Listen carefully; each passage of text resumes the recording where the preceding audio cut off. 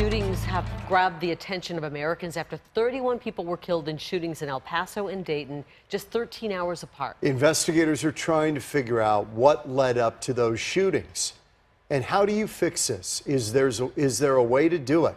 It's a complicated question. Matt Rodewald has spent much of the day talking about solutions. Yeah, a lot of the ugliness we saw in the immediate aftermath happened on social media. It wasn't pretty for a lot of people. Conspiracy theories being peddled and, of course, pushing that blame to the extreme.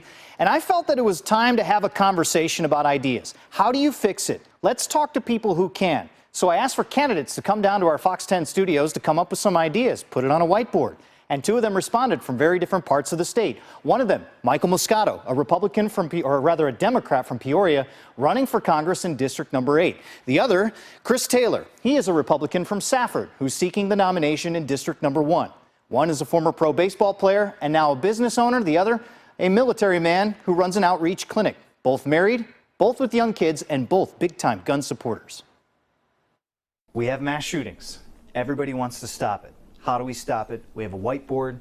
Let's come up with ideas. The most common sense area we can start, which is popular and supported by the majority of Americans, are universal background checks. What that is going to do is make it harder for, when my grandfather dies, to leave his guns to me, a law-abiding citizen. I have to now go spend money to have a background check to have. Well, within H.R. 8, though, there is a transfer between family members that that's excluded from that instance. But it specifically only says that's a really spouse, good point. Though it specifically only mentions the spouse. You want to expand that to maybe put that in some sort of estate plan? Well, it should be, and that's the whole larger issue. Which makes sense. I understand your point. Yeah, be at the federal level. Yeah. The bottom line is when we talk about common sense, and then you get into these bills, and the common sense starts going out the window. Does somebody need a weapon that can shoot 100 rounds at a time in 30 seconds? It's not going to limit criminals, because criminals are going to get what they need. And so as law-abiding citizens, we should always have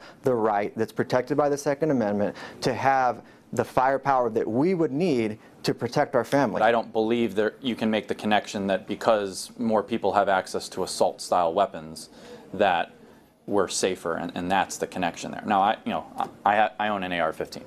I have the boxes of .223. So, we're not debating whether or not, I certainly don't want to give up my weapons. There's a lot of this stuff, common sense stuff, funding the CDC, passing background checks, voting on any of the bills coming in office. They're being stalled because the agendas behind the scenes for these politicians are they're protecting the interests of anybody but us. And I'd like to add to that, I think that this idea that the elected officials are going to save us from this insanity, we have to start looking at ourselves. We have to start looking at our sphere of influence, who we can be kind, be nice, don't do anything online that you wouldn't do in the real world.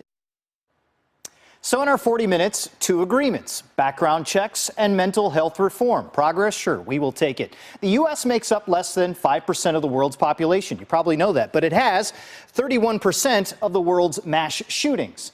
And those numbers came out in the aftermath of Las Vegas, so it's probably changed since then. There are currently 110 bills in Congress with the word gun on them. 82 of them have been written by Democrats. Just some facts as we continue to move this issue forward.